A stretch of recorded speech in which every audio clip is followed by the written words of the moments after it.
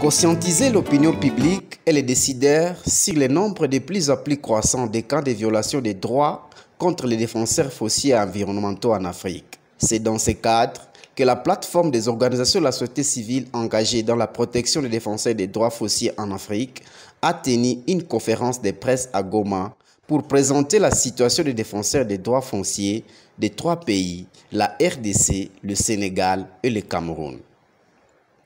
Selon les rapports de Global Witness de 2015, plus de 195 cas d'assassinat ont été commis contre les défenseurs des droits fonciers dans 16 pays d'Afrique et dont la plupart contre les éco-gardes du Parc national de Virunga en République démocratique du Congo, où 112 personnes ont été assassinées en 2019.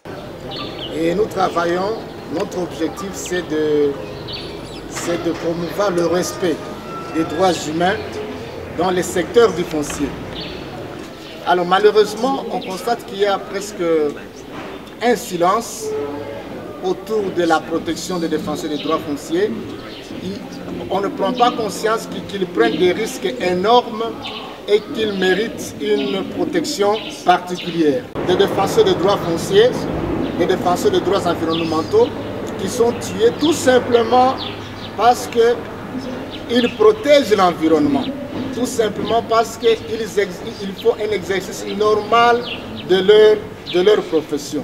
En fait, ce sont ces cas-là qui nous intéressent. Au Sénégal, la situation des défenseurs des droits fonciers laisse paraître un climat conflictuel entre ces derniers et l'État et les acteurs économiques. Ainsi, un cadre de réflexion et d'action sur les fonciers a été mis en place pour apporter les premiers secours aux défenseurs des droits fonciers quand ils sont en opposition avec l'État ou avec les multinationales actives sur l'agroalimentaire ou les industries d'extraction.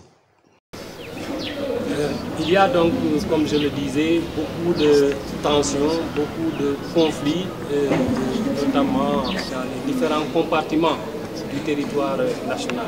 Il ne se passe pas presque 2 jours, 3 jours sans que les médias ne fassent écho donc, de confrontation entre population défenseurs des droits fonciers et les forces de l'ordre.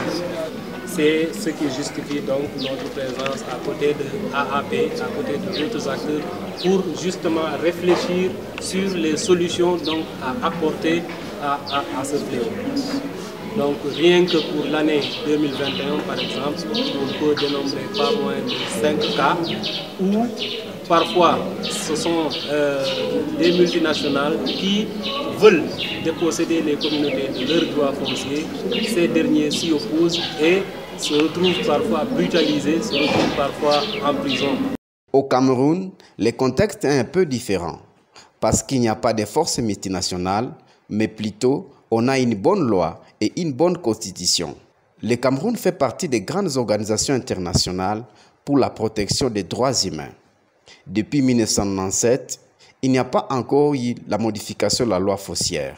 Cependant, il y a un système de corruption qui se fait en chaîne entre certaines autorités de l'administration publique et les personnes en quête de terre contre les défenseurs des droits fonciers. On avait un cas au Cameroun. Il y avait un défenseur des droits fonciers. On voulait le tuer, mais on ne l'a pas tué. On a tiré sur son pied. On a commencé une enquête. L'enquête a commencé au niveau de la région. La personne qui était contre lui, c'est un grand homme d'affaires.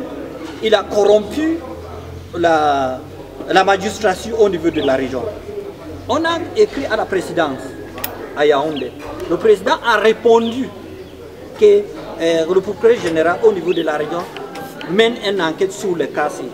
Enfin, Maître Faustin Mutsukunde, coordonnateur national de l'ONG AAP et point focal de la plateforme des organisations de la société civile engagées dans la protection des défenseurs des droits fonciers en Afrique, CBI10 en sigle, a rappelé que la protection des défenseurs des droits fonciers est un processus. Différents gouvernements africains doivent respecter leurs engagements et que les médias et les défenseurs actifs sur terrain sont appelés à s'impliquer pour que les droits des défenseurs fonciers soient respectés.